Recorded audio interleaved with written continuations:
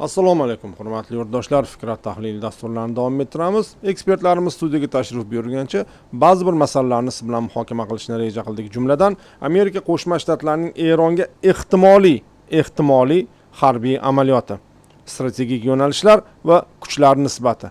Biz kuni kecha Amerika Qo'shma Shtatlar va Eron o'rtasidagi mana shunday ixtilofli bir zamonda Eron qanday quvvatga ega ma'nosida ko'rsatuvlar tayyorladik. Birinchi navbatda Eronning tezyurar katerlari, Shokirjon, uni havolasini chatda berib qo'yishingiz mumkin va ertasi kuni biz Eronning raketalari qaysi biri qayergacha uchishi mumkin. Mana shu mavzuda sizlar bilan birga suhbatlashdik. Bugun esa Amerika Qo'shma Shtatlari o'zi umuman Eronga agressiya qilmoqchi bo'lsa, tajovuz qilib bostirib kirmoqchi bo'lsa yoki faqat zarbalar bermoqchi bo'lsa, qaysi yo'nalishlarda harakat qilishi mumkin? Mana shu haqida suhbat qilamiz. 2025-yilda yuz bergan va tarixga 12 kunlik urush nomi bilan kirgan Isroil-Eron to'qnashuvi hamda Eron ichidagi ijtimoiy beqarorlik Amerika Qo'shma Shtatlari va Tehron o'rtasidagi munosabatlarni keskinlashtirib yubordi. Hozirda ochiq harbiy harakatlar kuzatilmayotgan bo'lsa-da, strategik tahlilchilar AQShning Eron harbiy salohiyatini, xususan uning yadroviy va raketa dasturlarini hamda Islom inqilobi muhofizlari korpusi ta'sirini jilovlashga qaratilgan bir necha ssenariylarni ilgari surmoqda. Quyida ushbu ehtimoliy harbiy modellar, ularning geografik qamrog'i va safarbar etiladigan kuchlar tahlili keltiriladi. Demak, birinchi ssenariy, ya'ni Amerika Qo'shma Shtatlari nima qilishi mumkin? Strategik obyektlarga yo'naltirilgan jarrohlik aniqligidagi havo zarbalari. Eng ehtimoliy yondashuv sifatida Eronning yadroviy inshootlari, ballistik raketa poligonlari va Islom inqilobi muhofizlari korpusining tayanch bazalariga beriladigan nuqtali havo zarbalari ko'rilmoqda. Bu ssenariy 2025-yil iyunidagi tungi bolg'a operatsiyasining mantiqiy davomi bo'lib, keng ko'lamli quruqlikdagi bosqinsiz masofaviy zarbalar orqali Eronning hujumkor salohiyatini falaj qilishni ko'zda tutadi. Operatsion yo'nalishlar, ya'ni qaysi yo'nalishda zarba berilishi mumkin? Hujumlar asosan Qatardagi Al-Udeyd, aslida bu mintaqadagi eng yirik aviabaza va Iordaniyadagi muvaffaq Salti havo bazalaridan muvofiqlashtiriladi. Aviatsiya Fors ko'rfazi va Arab dengizi havo hududi orqali Eron havo hujumidan mudofaa tizimlarini chetlab o'tib, manzilga yetishi mumkin. Mana shu vaziyatda biz albatta bazalar to'g'risida ma'lumotga ega bo'lishimiz kerak, ya'ni qaysi bazalar. Demak, Shokirjon katta ekranni ko'rsatib yuborasiz. Demak, Amerika Qo'shma Shtatlarining Yaqin Sharqdagi harbiy bazalari. Demak, agar faqatgina aniq zarbalar berish yoki maxsus obyektlargagina zarba berishni reja qilsa Amerika Qo'shma Shtatlari, tahlilchilarning fikriga ko'ra, bu Qatardagi Al-Udeyd va Iordaniyadagi muvaffaq Salti havo bazalar. Muvaffaq Salti o'zi Iordaniyaning qahramoni, shu nomiga qo'yilgan harbiy baza, eslatib o'taylik.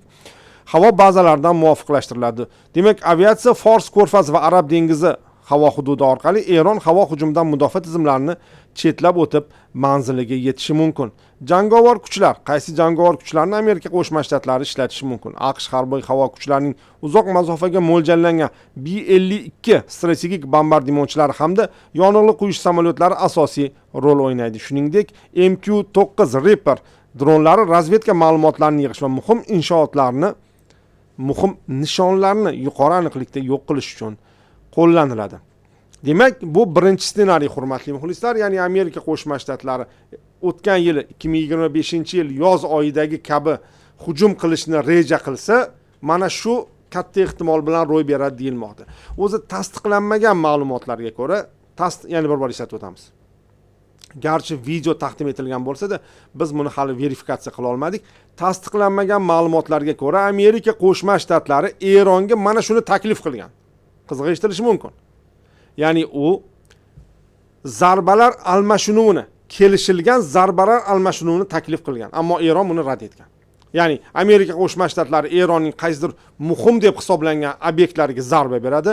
Eron ham AQShning qaysidir harbiy bazasida odamlar va samolyotlar olib chiqib ketilgan holda u yerga zarba beradi va hamma o'z vazifasini bajardi degan ma'noda. Lekin Eron buni rad etgani aytilmoqda. Yana bir bor eslatib o'tamiz. Bu hali tasdiqlanmadi. Demak, bu birinchi ssenariy. Ikkinchi ssenariy dengiz blokadasi va iqtisodiy strategik bosim. Bu ssenariy Eronni bevosita harbiy to'qnashuvga kirishmasdan uning iqtisodiy tomiri, neft eksportini to'sib qo'yish orqali taslim qilishga qaratilgan strategiya sohil bo'yidagi neft terminallariga zarba berish yoki Hormuz bo'g'ozi orqali o'tayotgan tankerlarni nazoratga olishni o'z ichiga oladi. Ya'ni Hormuz bo'g'ozini bilamiz, bugungi kunda juda ham strategik muhim nuqta bo'lib turibdi. Shokirjon, demak, hozir aviatashuvchini ko'rsatdilar. Shokirjon, xaritaga o'tasan. Demak, mana bu bo'g'oz to'g'risida gap ketyapti, hurmatli muxlislar. Hormuz. Demak, bu Fors ko'rfaziga kiruvchi asosiy bo'g'oz. Albatta, mana bu yerda Omon ko'rfazi ham bor. Omon dengizi ham deyiladi, Omon ko'rfazi ham deyiladi. Lekin asosiy bo'g'oz mana bu yerda. Ikki tarafdan buni Omon va Eron nazorat qiladi. Bu Hormuz bo'g'ozini. Demak, Amerika Qo'shma Shtatlarining ikkinchi rejasi qanday bo'lishi mumkin? Demak, ikkinchi reja bu Eronni bevosita blokada qilib qo'yish. Ya'ni Eron neftini kerak bo'lsa blokada qilib qo'yish. Bu ishlagan joyi bormi? Hurmatli muxlislar, Kuba bunga yaqqol misol bo'la oladi. Bugun Kubada yonilg'i taqchilligi boshlanish arafasida. Kuba hukumatı xorijiy aviatashuvchilarni ogohlantiribdi. Endi adashmasam bugundan deyilgan, chunki 9-dan keyin deyilgan, bugundan bo'lsa kerak, Kuba aeroportlarida yonilg'i quyish masalasi muammo. O'sha xorijiy aviatashuvchilar yonilg'i quya olmaydi. Endi agar Kubaga qatnasa ham shunday yonilg'i quyib olish kerakki, Kubaga borib kelguncha yetsin. Bu bir, ikkinchisi Meksika masalasi. Ya'ni hozir xaritadan ham ko'rsataman uni. Yaxshi bo'ldi shu masala ham ko'tarilgani. Demak, Kuba, xabaringiz bor, Venesuelani to'g'risini aytganda qo'lga olganidan keyin Amerika Qo'shma Shtatlari Venesuela prezidentini emas, bugun u Venesuelani deyarli qo'lga oldi. Kubaga neft yetkazib berilmayapti Venesuela tomonidan. Bu bir. Ikkinchidan, Meksikaga ham jiddiy bosim ko'rsatilgan Kubaga neft bermaslik bo'yicha. Kubada taxminan nechidir oyga yetadigan zaxira bor xolos. Xo'p. Endi Kuba hukumati xorijiy aviatashuvchilarni ogohlantiryapti. Demak, bizga kelganingizdan so'ng yonilg'i quyish ishlarida muammo bor. Demak, 3 ta variant ko'rib chiqilyapti bunda. Birinchisi, Kubaga keluvchi samolyotlar shunday yonilg'i bilan keladiki, yana qaytib ketish mumkin bo'lsin. Bu bir. Ikkinchisi, Kubaga kelib qo'nadi, qaytishda albatta Meksikaga kirib o'tadi. Chunki men endi bilmadim, bu Meridalarda katta aeroport bormi? Bir narsa deya olmayman. Hani xaritalar shunisi bilan yaxshi. Demak, xo'p. Shokirjon, shunday qarab ko'ringchi, Meksikaning Cancun shahrida katta aeroport bormi? Meksikaning Cancun, uzr, bor ekan, bo'ldi Shokirjon. Tamom. Demak, Cancunda katta aeroport bor ekan. Buni rosa obro'si oshib ketar ekan. Xalqaro aeroport bor ekan. Ular ham ko'p ekan. Xo'p, demak, ikkinchi variant Gavanaga kelib qo'ngan samolyotlar, ya'ni Kuba poytaxtini nazarda tutyapman. Gavanaga kelib qo'ngan samolyotlar qaytishda albatta Cancunga kirib o'tish kerak. Bu Meksikani ko'ryapmanmi? Meksika ekan. Gvatemalada bu. Yo'q, Meksikada Cancun bu taxminan 500 kilometr. 500 kilometr masofaga yana yetadigan yoqilg'isi bo'lish kerak. Demak, bu yerga kelib Cancun xalqaro aeroportida ular ruschada aytganda zapravka qilib ketishi mumkin. Ya'ni yoqilg'ini to'ldirib ketishi mumkin. Bu ikkinchi variant. Uchinchi variant, yomon variant, Kubaga samolyotlar uchmaydi. Bu yomon variant. Endi ikkinchi variant, hozir Eron masalasiga qaytamiz, hurmatli muxlislar, chunki orada parallellar to'g'ri kelib qolgani uchun parallel aytib o'tamiz. Ikkinchi variantning xavfli tomoni bor. Ya'ni Amerika Qo'shma Shtatlari Gavanaga qo'ngan samolyotlar Meksikaga qo'nadigan bo'lsa, Meksikaga sanksiya bilan qo'rqitishi mumkin Meksikani. Mana bu masalaning xavfli tomoni. Ya'ni shunday qilish mumkinki, Amerika Qo'shma Shtatlari endi qo'lida kuchi bor. Gavanaga qo'ngan samolyotlar agar Cancunga qo'nadigan bo'lsa, tushunarli, nima uchun qo'nayotgani Meksikani tomosha qilish uchun emas, u albatta yoqilg'i quyish uchun ularga sanksiya joriy etish mumkin. Mana bu muammo. Demak, bugun Kuba energetik nuqtai nazardan qamalga olinyapti Amerika Qo'shma Shtatlari tomonidan. Qarang, bu ikkita bayroq o'zi shunday doim yonma-yon tursa. Bu Kubani bayrog'imi? Qarang, bugun Kubani bayrog'imi? Hali 60-yillardan oldingi Kubani bayrog'i emasmi? Amerika bilan do'st bo'lgan. Demak, energetik qamal. Hozir muammo nima haqida? Demak, Eron masalasi. Shokirjon yana xaritaga qaytamiz. Demak, ikkinchi ssenariy sifatida Eronni neft blokadasi, Eron atrofida neft blokadasi tashkil etish. Demak, harakatlar markazi Hormuz bo'g'ozi va Fors ko'rfazi bo'lib, Amerika Qo'shma Shtatlarining Bahrayndagi 5-floti va Birlashgan Arab Amirliklaridagi bazalari asosiy logistik hab vazifasini o'taydi. Jangovar kuch sifatida esa Abraham Lincoln aviatashuvchi zarbdor guruhi va esminetslar blokada xavfsizligini ta'minlaydi. Sohil yaqinidagi obyektlarga zarba berish uchun suvosti kemalariga o'rnatilgan Tomahawk qanotli raketalardan foydalanishi kutilmoqda.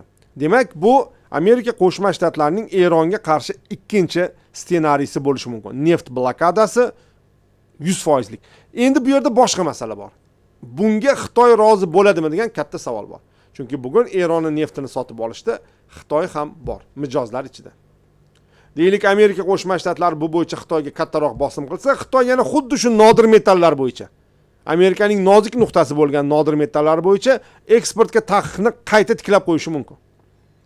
Bu AQShga kerak emas. Demak, ikkinchi masala bu blokada. Ammo bu yerda Xitoy omili bor. Buni unutmaslik kerak. Ya'ni Xitoy bunga qanday qaraydi degan savol. Albatta Xitoy bunga yomon qaraydi, chunki Xitoy Erondan arzon neft olib turgan bir paytda Amerika Qo'shma Shtatlarining aralashuvini buni yaxshi qabul qilmasa kerak Xitoy. Tabiiy Xitoy ham qandaydir javoblar berishga harakat qiladi. Nima bo'lganda ham bu biroz bahsli bo'lib turadi. Endi Amerika Qo'shma Shtatlari Eronga qarshi ishlatishi mumkin bo'lgan 3-xavfli ssenariy. Eron davlat boshqaruvi va harbiy infratuzilmasiga jiddiy zarba berish kampaniyasi. Bu eng keskin ssenariy bo'lib, Eronning harbiy qo'mondonlik markazlari, havo hujumidan mudofaa tizimlari va tuzum barqarorligini ta'minlovchi Islom inqilobi muhofizlari korpusi tuzilmalarini butunlay yo'q qilishga qaratilgan. Mutaxassislar bunday keng qamrovli hujum mamlakat ichidagi siyosiy parokandalikka va boshqaruv tizimi kollapsiga olib kelishi mumkinligidan ogohlantiradilar. Agar mana shu yo'nalishda nimadir qilmoqchi bo'lsa Amerika Qo'shma Shtatlari, uning uchun Saudiya Arabistonidagi Shahzoda Sulton va Birlashgan Arab Amirliklaridagi Al-Dafra havo bazalari juda ham kerak bo'lar ekan, chunki bu yerda hujumchi qiruvchi samolyotlar uchun asosiy platsdarm joylashgan. Zarbalar mamlakat shimolidagi, Eron shimolidagi strategik obyektlardan tortib janubiy portlargacha yoyiladi. Bunda radarlarga chap beruvchi B-2 stealth bombardimonchilari va F-15 qiruvchi bombardimonchilar va kiberhujum bo'linmalarining kombinatsiyasi qo'llaniladi. Bunisi esa eng xavflisi hisoblanadi. Hozircha mutaxassislar bunga juda ham ishonib yubormayapti. Chunki Eron qanday javob berishi mumkin degan savol bor. Biz buni siz bilan ertaga xudo xolisa tahlil qilamiz. Ya'ni Eron ham bunga jim qarab turmoqchi emas va qandaydir javob beradi. Biz Eron tezyurar katerlari haqida, ya'ni Amerika Qo'shma Shtatlarining flotiga jiddiy muammo tug'dirishi mumkin bo'lgan va raketa tizimlari haqida ham suhbatlashganmiz. Bu esa Amerika Qo'shma Shtatlarini, to'g'risini aytish kerak, o'ylantiryapti. Qanchalik jiddiy, buni vaqt ko'rsatadi. Shokirjon, boyagi jadvalimiz bor edi, ya'ni umumlashtirilgan, muxlislarga umumiy bir ko'rsatib ketsak, demak, ehtimoliy ssenariylarning qiyosiy tavsifi. Demak, birinchi ssenariy aniq havo zarbalari beriladigan bo'lsa, bunda Qatar va Iordaniya tayanch baza sifatida ishlaydi. Asosiy zarbdor kuchlar B-52 va MQ-9 dronlari. Strategik maqsadi nima bo'lishi mumkin? Amerika Qo'shma Shtatlarining Eronning yadroviy va raketa salohiyatini zaiflashtirish. Ikkinchisi iqtisodiy, dengiz blokadasi. Bunda Bahrayn asosiy baza bo'lib berish mumkin. Bunda aviatashuvchilar, Tomahawk raketalari ishga tushadi. Iqtisodiy izolyatsiya va neft oqimini to'xtatish orqali Eronning moliyaviy tushumlarini kamaytirish reja qilinadi, agar AQSh shuni yo'lga qo'ysa. Uchinchisi keng qamrovli kampaniya. To'g'risini aytganda bu g'arb resurslaridan kelyapti-da, bu ba'zi ma'lumotlar. Shokirjon, o'shani ko'rsating. Shuning uchun ham keng qamrovli kampaniya deyilyapti. Aslida buni urush deyiladi. Chunki Eron harbiy boshqaruv va tuzumiga zarba berishni urushdan boshqa narsa deb bo'lmaydi. Bu yerda Saudiya Arabistoni va Birlashgan Arab Amirliklaridagi AQSh bazalari ishga tushirilishi, AQSh bazalari harakatga kelishi aytilgan. B2 Stealth, F-15 kabi samolyotlar va kiber kuchlar, ya'ni to'liq front bo'yicha Eronga hujum qilish reja. To'g'ri, bu yerda quruqlik qo'shinlari ishlatilmaydi. Bu adashmasam drona MQ-9 mi? O'zi ham bir qo'rqinchli narsa ekan. Bu ham MQ-9 mi Shokirjon? Demak, mana shu bu MQ-9 boyiga aniq havo zarbalarida razvedka maqsadida ishlatiladi, deyapti-da. Endi F-15 bu. F-15 uncha-munchasiga bermaydi ham deydi. Yo, F-15 ni beradi, F-22 ni bermaydi. Demak, bundagi strategik tavakkalchiliklar va mintaqaviy istiqbollar. Amerika Qo'shma Shtatlarining har qanday harbiy harakati Eron tomonidan keskin kontr hujumlarga sabab bo'lishi muqarrar. Tehron o'zining boy raketa arsenali, ayrim ma'lumotlarga ko'ra aytib o'tish kerak, Xitoy ko'magida yangilangan. Demak, Tehron o'zining boy raketa arsenali yordamida qo'shni davlatlardagi AQSh bazalariga zarba berishi mumkin. Bundan tashqari, proksi guruhlar orqali mintaqaviy urush olovini yoqilishi global energiya xavfsizligiga tahdid soladi. Qanday xulosa qilish mumkin? Amerika Qo'shma Shtatlarining Yaqin Sharqdagi 40 minglik qo'shini va texnologik ustunligi unga katta imkoniyatlar beradi. Tabiiy bu narsa. Biroq ushbu ssenariylarning har biri nafaqat harbiy, balki jiddiy diplomatik va gumanitar oqibatlarni ham keltirib chiqarishi mumkin. Birinchisi, diplomatik oqibatlar qanday? Eron o'ylab o'tirmasdan Amerika Qo'shma Shtatlarining Yaqin Sharqdagi bazalarini urishni boshlaydi. Bunga AQSh ham qayg'uradi, lekin ko'proq arab davlatlariga bu zarar. Shuning uchundir arab davlatlari Amerika Qo'shma Shtatlariga qayta aytishyapti. Buni men murojaat demagan bo'lardim. Amerikaga shart qo'yyapti arab davlatlari. Hurmatli muxlislar. Ularning ovozi baland chiqyapti hozir. Eron, mana umuman arab davlatlarining AQSh bilan hozir munosabatidagi gaplarini oddiy o'zbek tiliga tarjima qilib qisqartirsak, Eronga hujum qilma deyapti arab davlatlari Amerika Qo'shma Shtatlariga. Nega? Arab davlatlari Eronni juda yaxshi ko'rib qoldimi? Yo'q, endi ko'ryapmiz-ku, siyosatda, davlatlar o'rtasidagi masalalarda juda bir do'stlik masalalari ko'rilishi qiyin ekan. Manfaatlar. Arab davlatlarining bevosita manfaatlari bor. Nega? Chunki Hormuz bo'g'ozi yoki Fors ko'rfazi arab davlatlari neftini asosiy sotilish yo'liga hisoblanadi. Bir. Bu yerdagi istalgan ixtilof bu yo'lni yopilishiga olib keladi. Chunki tankerlar bu harbiy kemalar emas. To'g'ri, AQShning bitta tankeri qochib ketdi Erondan. Buni ham aytib o'tish kerak.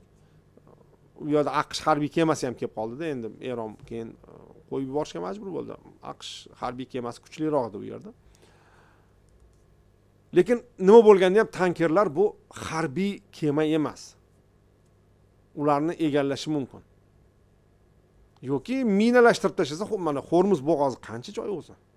Hurmatli muxlislar, mana biz o'tgan ko'rsatuvlarda ham aytdik, uning o'zi dengiz, mana suzishga yaroqli qismi, deylik, mana shu orollardan, mana shu yerlardan boshlansa agar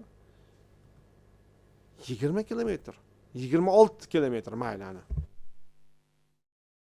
Bizdan nima ketdi? 26 kilometr. Bu juda ham qisqa masofada. Balki undan ham kamdir o'zi. Biz hozir xaritalarga qarab 26 kilometr deb yuboryapmiz. Aslida juda ham xatarli ish bu. Juda ham xatarli ish. Demak, minalashtirib qo'ysa, birorta tanker o'ta olmaydi. Bu birinchi masala. Arab davlatlari moliyaviy tomondan ancha qiynalib qoladi. Qanaqa? Foyda kelmaydi. Ikkinchisi esa bazalar. Boya aytib o'tganimizdek, endi Iroqdagi baza-ku teparoqda Kuvayt, Bahrayn, Qatar, Birlashgan Arab Amirliklari, Omondagi bazalar birinchi zarba yeydigan hudud hisoblanadi. Birinchi zarba yeydigan hudud hisoblanadi. Shuning uchun demak, arab davlatlari qayta murojaat qilishyaptiki, Amerika Qo'shma Shtatlariga Eronga tegma. Buni ochiq aytish mumkin.